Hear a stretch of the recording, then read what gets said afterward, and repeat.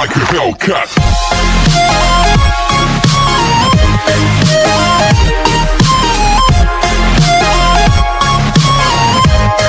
Part 1 में हमने देखा कि जब लुई को पुलिस किसी केस की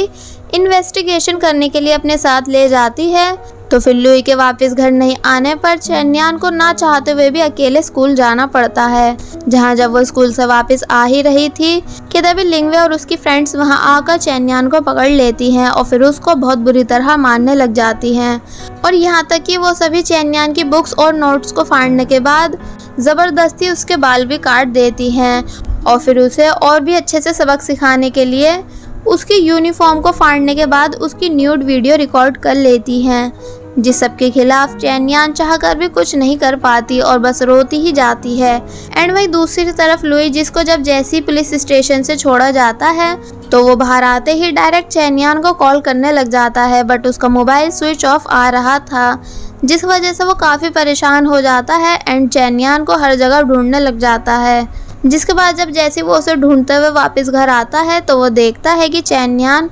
बहुत बुरी हालत में बैठी हुई अपनी बुक्स को टेप से जोड़ रही है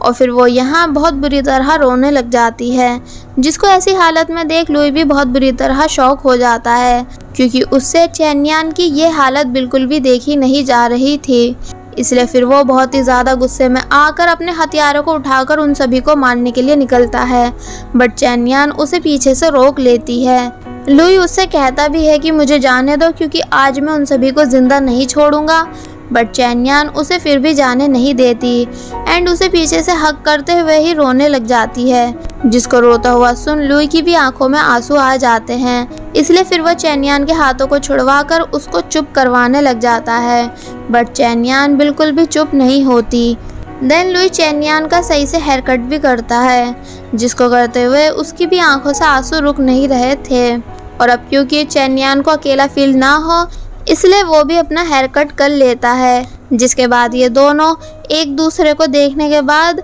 साथ में फ़ोटो भी लेते हैं और फिर लुई चैन्यान को बाहर घुमाने भी लेकर जाता है ताकि वो थोड़ा रिलैक्स फील कर सके। वेल नेक्स्ट डे हम देखते हैं कि सभी स्टूडेंट्स को उनकी एग्ज़ाम आईडी कार्ड दिए जा रहे थे, जहां जब जैसे चैन्यान अपना आईडी कार्ड लेने आगे आती है तो उसे देख सभी लोग काफ़ी ज़्यादा हैरान हो जाते हैं और उसे घूरते भी हैं उसके हेयर कट और फेस पे लगी चोटों को देख के। पर जब जैसी चैन्यान उन्हें देखती है तो वो अपनी नज़रें नीचे कर लेते हैं और फिर 2 दिन के बाद स्टार्ट होते हैं इन सभी के एंट्रेंस एग्ज़ाम, जहां लुई चैन्यान को एग्ज़ाम सेंटर छोड़ने आया था और फिर वो उसे गुड लक भी कहता है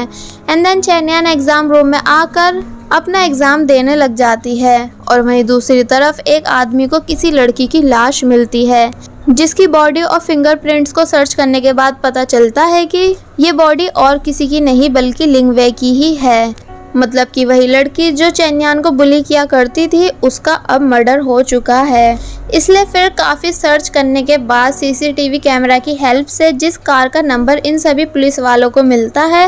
वो लुई की बेस्ट फ्रेंड की डैड की कार का होता है। तो फिर जब लुई के फ्रेंड से पूछा जाता है कि तुम 31 में कहाँ थे तो वो बताता है कि मैं हॉस्पिटल में था, इसलिए आप सभी तो चाहें हॉस्पिटल में पूछ सकते हैं क्योंकि मुझे वहाँ काफ़ी लोगों ने बैठे हुए देखा था। तो ऑफिसर जैंग पूछते हैं कि तो फिर तुम्हारी कार किसके पास थी, जिस पर वो बताता है कि वो तो चोरी हो गई और फिर फ्लैशबैक में जाकर याद करता है कि उससे उसकी कार 31 मई को लुई ने ली थी, ये बोलकर कि अगर पुलिस मेरे बारे में तुमसे कुछ भी पूछे तो तुम उन्हें सब कुछ सच बता देना। बट लुई का दोस्त लुई के बारे में पुलिस को कुछ नहीं बताता और वहीं जब लिंगवे की फ्रेंड से पूछताछ की जाती है तो वो बताती है कि ये सब पक्का चैन्यान ने किया है क्योंकि लिंगवे ने उसकी वीडियो रिकॉर्ड की थी। जिसे सुन जब ऑफिसर जैंग भी उस वीडियो को देखते हैं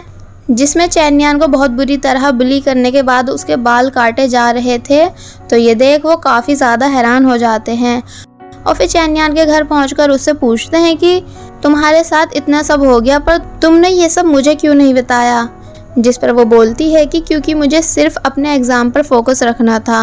और अब भी मेरा एक एग्ज़ाम बाकी है, इसलिए प्लीज़ आप सभी मुझे अकेले छोड़ दो। जिस पर ऑफिसर जैंग कहते हैं कि नहीं, हम ऐसा नहीं कर सकते क्योंकि लिंगवे की डेथ हो चुकी है और तुम इस केस की प्राइम सस्पेक्ट हो। इसलिए वो सभी चैन्यान को अपने साथ ले जाते हैं, जिसको ले जाते हुए लुई भी छुप के देखता है। एंड देन पुलिस स्टेशन आने के बाद चेन यान से भी पूछताछ की जाती है और पूछा जाता है कि तुम 31 में कहाँ थी, जिस पर वो बताती है कि घर, मतलब कि मैं अपने घर पर स्टडी कर रही थी। तो ये सुन उससे पूछा जाता है कि क्या कोई प्रूफ है कि तुम अपने घर पर ही थी। तो ये सुन वो नर्वस हो जाती है, जिस पर ऑफिसर जैंग कहते हैं कि कोई नहीं, हम तुम्हारे नेबर से इस बारे में पूछ लेंगे। और फिर ऑफिसर जैंग और एक दूसरे ऑफिसर ये दोनों जा रहे थे कि तभी उनके सीनियर उन दोनों को रोक उन दोनों से चेन यान के केस के बारे में पूछते हैं, जहां ऑफिसर जैंग चेन यान को निर्दोष बताते हुए उसको वापस घर छोड़कर आने के लिए बोलते हैं ताकि वो कल अपना एग्जाम दे सके। बट वो दूसरी ऑफिसर इस बात के लिए बिल्कुल रेडी नहीं होती और कहती है कि क्या तुम्हें दिख नहीं रहा कि जैसे वो हमसे कुछ छुपा रही है। तो इस पर ऑफिसर जैंग कहते हैं कि तो तुम्हें क्या लगता है कि उस छोटी सी लड़की ने कार चुराई और फिर इतनी हैवी बॉडी को ठिकाने लगा दिया। तो ये सुन सीनियर ऑफिसर जैंग का साथ देते हुए चेन यान को रिलीज करने के लिए बोलते हैं, बट साथ ही उसके ऊपर नज़र रखने के लिए भी बोलते हैं। इसलिए जब नेक्स्ट डे चेन यान अपना एग्ज़ाम देने जाती है तो 2 ऑफिसर्स उसका पीछा करते हैं। एंड इस बारी चेन यान अपने एग्ज़ाम पर फोकस भी नहीं कर पा रही थी क्योंकि उसे किसी बात का डर हो रहा था कि तभी उसे लुई की बात याद आती है कि मैं हमेशा तुम्हारे साथ हूँ। तो ये बात याद कर चेन यान रिलैक्स होकर मन लगा के एग्ज़ाम देने लग जाती है। और फिर आफ्टर एग्ज़ाम जब वो वापस घर जा रही थी कि तभी लुई चेन यान का हाथ पकड़ उसको अपने साथ ले जाता है, जिसे देख वो दोनों ऑफिसर्स जल्दी से अपनी टीम को इन्फॉर्म करते हैं। और वहीं लुई चेन यान को अपने साथ भगाते हुए उसको एक सुनसान जगह पर ले आता है और फिर उससे कहता है कि हेल्प के लिए चिल्लाओ, और जब पुलिस यहाँ आए तो तुम उनसे कहना कि मैंने तुम्हारे साथ ज़बरदस्ती करने की कोशिश की, क्योंकि इससे फिर मैं प्राइम सस्पेक्ट बन जाऊंगा और वो लोग तुम्हें जाने देंगे। जिस बात को मानने से चेन यान साफ मना कर देती है और कहती है कि मैं तुम्हारे साथ ऐसा कभी नहीं करूँगी, बल्कि मैं खुद पुलिस को सारी सच्चाई बताने जा रही हूँ। बट लुई उसे जाने नहीं देता और कहता है कि देखो मेरे पास खोने के लिए कुछ नहीं, ना पैसा, ना दिमाग और ना ही कोई फ्यूचर, पर मेरे पास तुम हो, मतलब कि मैं तुम्हें बहुत ही ज़्यादा पसंद करता हूँ और चाहता हूँ कि तुम्हारी लाइफ की हैप्पी एंडिंग हो, इसलिए तुम मुझे ये सारा इल्ज़ाम खुद पर लेने दो। बट चेन यान इस बात के लिए अब भी नहीं मानती, तो वो उसे समझाता है कि देखो मैं माइनर हूँ, इसलिए मुझे ज़्यादा कुछ सज़ा नहीं होगी और तुम पुलिस के सामने ऐसे रिएक्ट करना कि जैसे हम दोनों एक दूसरे को बिल्कुल भी नहीं जानते और ना ही कभी हमने एक दूसरे को देखा। तो अब लुई के ज़्यादा फोर्स करने पर चेन यान इस बात के लिए मान जाती है और फिर पुलिस की आने की आवाज़ें सुन लुई चेन यान को किस करने लग जाता है ताकि सभी लोगों को ये लगे कि वो चेन यान के साथ ज़बरदस्ती करने की कोशिश कर रहा है। और फिर पुलिस वहां आकर इन दोनों को अलग कर देती है, जिसे देख चेन यान बस बहुत बुरी तरह रोती ही रह जाती है एंड लुई की भी आंखों से आंसू नहीं रुकते। अब नेक्स्ट सीन में लुई से पूछताछ की जाती है, जहां वो हर गुनाह को कबूल कर लेता है और कहता है कि हाँ मैंने ही लिंगवे को जान से मारा क्योंकि वो मेरी बात नहीं मान रही थी, मतलब कि उसने मेरे प्रपोजल को एक्सेप्ट नहीं किया था, इसलिए मैंने उसके साथ ये सब किया। जिसे सुन वहाँ बैठे सभी लोग हैरान हो जाते हैं। और वहीं चेन यान जिसको अब पुलिस वापस उसके घर छोड़ने जा रही थी कि तभी उसे रास्ते में सारी बातें याद आती हैं। और अब यहाँ हमें फिर से एक और फ्लैशबैक दिखाया जाता है जो कि बहुत ही ज़्यादा इम्पोर्टेंट है। मतलब कि 31 मई की उस रात ये हुआ था कि जब चेन यान स्कूल से वापस अपने घर जा रही थी तो उससे मिलने वहाँ लिंगवे आई थी अपनी सभी गलतियों के लिए सॉरी बोलने, क्योंकि जब वो उस रात अपनी सभी फ्रेंड्स के साथ मिलकर चेन यान को बुली कर रही थी तो उसकी की हुई सभी हरकतें सीसीटीवी कैमरा में रिकॉर्ड हो गई थी। इसका मतलब ये है कि अब अगर चेन यान उसके खिलाफ रिपोर्ट करती है तो इस बारी वो पक्का पकड़ी जाएगी, वो भी विद प्रूफ, जो कि उसके और उसकी फैमिली के लिए बहुत बड़ी बेइज्जती है। तो अब जब लिंगवे इतना रो रो कर माफ़ी मांगती है तो चेन यान उससे कहती है कि ठीक है मैं पुलिस में रिपोर्ट नहीं करूँगी, पर बस अब तुम मुझे दोबारा अपनी शक्ल मत दिखाना, और फिर वहाँ से आगे चली जाती है। बट लिंगवे अब भी उसका पीछा नहीं छोड़ती और बातों बातों में फिर से चेन यान की मॉम को लेकर बातें मानने लग जाती है। तो अब एक तो पहली चेन यान उसकी की हुई हरकतें भूली नहीं थी और अब ऊपर से वो उसे ताने मार रही है। तो इसलिए चेन्यान को बहुत ही ज़्यादा गुस्सा आ जाता है और वो गुस्से में लिंगवे को खुद से दूर कर देती है। बट अनफॉर्चुनेटली चेन्यान के बेध्यानी में धक्का देने पर लिंगवे बहुत बुरी तरह नीचे जा गिरती है, जिस वजह से उसकी on the spot he death हो जाती है। आगे बढ़ने से पहले मेरी आप सभी से रिक्वेस्ट है कि अगर आप सभी ने अभी तक हमारे चैनल यानी बेबो एक्सप्लेन को सब्सक्राइब नहीं किया है तो आप सभी प्लीज़ पहले हमारे चैनल को सब्सक्राइब कर दीजिए और साथ ही वीडियो अच्छी लग रही है तो लाइक एंड कमेंट भी कर दीजिएगा।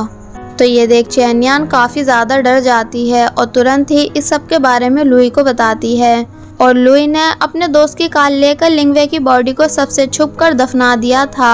और फिर उसने चेन्यान के साथ बैठकर काफ़ी देर तक प्लानिंग की कि इस मैटर को कैसे हैंडल करना है। इसका मतलब ये कि लिंगवे की डेथ धोखे से चेन्यान के हाथों हुई थी, पर इसका सारा इल्ज़ाम लुई ने अपने ऊपर ले लिया ताकि चेन्यान अपने पेपर देकर अच्छी जॉब पा सके और फिर हमेशा खुश रहे। जिन सभी बातों को प्रेजेंट में याद करते हुए चेन्यान यहाँ काफ़ी ज़्यादा रोने लग जाती है और वहीं ऑफिसर जैंग को ऐसा शक होता है कि जैसे इन दोनों में कुछ तो कनेक्शन है, इसलिए वो चेन्यान के स्कूल के कैमरास को चेक करवाते हैं जिसमें हर रोज़ लुई चेन्यान का पीछा करते हुए दिखता है। तो जब लुई से पूछा जाता है कि तुम चेन्यान के दोस्त हो ना और उसे बचाने के लिए ये सब कर रहे हो, बट लुई इस बात को मानने से साफ मना कर देता है। तो फिर ऑफिसर जैंग उसे चेन्यान की बुली की हुई वही वीडियो दिखाते हैं जो कि लिंगवे ने रिकॉर्ड की थी, जिसे देख लुई को बहुत ही ज़्यादा गुस्सा आने लग जाता है और आंखों में आंसू। बट वो तब भी यही कहता है कि मैं इस लड़की को नहीं जानता। और वहीं दूसरी तरफ चेन्यान से भी यही सब सवाल किए जा रहे थे कि कहीं लुई तुम्हारा दोस्त तो नहीं, क्योंकि तुम्हारे स्कूल के कई लोगों ने उसको तुम्हारा पीछा करते हुए देखा है। बट चेन्यान भी लुई की तरह इन सभी बातों को मानने से साफ मना कर देती है, जिस सबसे परेशान होकर ऑफिसर जैंग चेन्यान का हाथ पकड़ उसे लुई के पास लाकर उससे कहते हैं कि अब तुम दोनों एक दूसरे को देखकर बोलो कि तुमने एक दूसरे को कभी नहीं देखा, और फिर विश्वास दिलाने लग जाते हैं कि अगर तुम सच बोलोगे तो मैं पक्का तुम दोनों की मदद करूँगा, इसलिए चेन्यान तुम प्लीज़ सच बता दो। बट वो दोनों अब भी कुछ नहीं बताते और बल्कि चेन्यान लुई के थप्पड़ मार बोलती है कि मैंने इसे कभी नहीं देखा। तो फिर इस सब से परेशान होकर ऑफिसर जैंग अपने ऑफिस में आकर कुछ सोचने लग जाते हैं। तो उन्हें सैड बैठा हुआ देख दूसरी ऑफिसर उनसे पूछती है कि आप पहले तो चेन्यान को बचाने की कोशिश कर रहे थे, पर अब उससे सच बोलने पर फोर्स क्यों कर रहे हो? जिस पर वो कहते हैं कि इसलिए क्योंकि अगर चेन्यान के बदले की सज़ा कोई और काटेगा तो ये सदमा चेन्यान बर्दाश्त नहीं कर पाएगी और फिर कहीं एक दिन वो खुद के साथ कुछ बहुत गलत ना कर दे। इसलिए मैं सिर्फ उन दोनों की मदद करना चाह रहा हूँ, क्योंकि स्टार्टिंग से चेन्यान गलत नहीं थी बल्कि बहुत ही ज़्यादा तकलीफ़ में थी। तो ये सुन वो ऑफिसर चुप हो जाती है। नेक्स्ट सीन में हम देखते हैं कि चेन्यान से मिलने उसकी मॉम आती है और अपनी बेटी को इतनी बुरी हालत में देख उसको हक कर बहुत ज़ोर ज़ोर से रोने लग जाती हैं, जिसके बाद हमें दिखाया जाता है कि लुई दोषी साबित हुआ, इसलिए अब वो जेल में है और वहीं चेन्यान रोड पर चल रही थी। पर अब क्योंकि उसे पता है कि दोषी वो है और उसके बदले की सज़ा लुई को दी जा रही है, तो ये सोच कर वो बहुत ही ज़्यादा उदास होने लग जाती है और फिर काफ़ी ज़्यादा गिल्टी फील करते हुए रोड पे ही बैठ के बहुत ज़ोर ज़ोर से रोने लग जाती है, जैसा कि ऑफिसर जैंग ने इमेजिन किया था। कि तभी नेक्स्ट डे हमें दिखाया जाता है कि सभी स्टूडेंट्स का आज एग्ज़ाम रिज़ल्ट आने वाला है, इसलिए ये सभी बहुत ही ज़्यादा खुश होते हैं। तो जब जैसी चेन्यान अपना रिज़ल्ट चेक करती है तो उसमें उसने बहुत ही अच्छा स्कोर किया था, इतना अच्छा कि उसे देख उसकी मॉम भी बहुत ही ज़्यादा शॉक हो जाती हैं और फिर काफ़ी ज़्यादा खुश होकर अपनी बेटी को हक कर लेती हैं। कि तभी ऑफिसर जैंग भी चेन्यान को पर्सनली कांग्रेट्स कहने आते हैं, बट उन्हें देख चेन्यान बिल्कुल खुश नहीं थी और फिर वहाँ से जाने लगती है। तो वो उससे कहते हैं कि लुई ने तुमसे झूठ बोला, मतलब कि वो माइनर नहीं बल्कि एडल्ट है, जिस वजह से उसे अब मौत की सज़ा सुनाई गई है। जिसे सुन चेन्यान वहीं स्टॉप हो जाती है और बहुत बुरी तरह रोने लगती है। ऑफिसर जैंग उसे चुप कराने आते भी हैं, बट वो पीछे मुड़ उन्हें बहुत बुरी तरह मारने लग जाती है और कहती है कि क्या तुम हमें अकेला नहीं छोड़ सकते,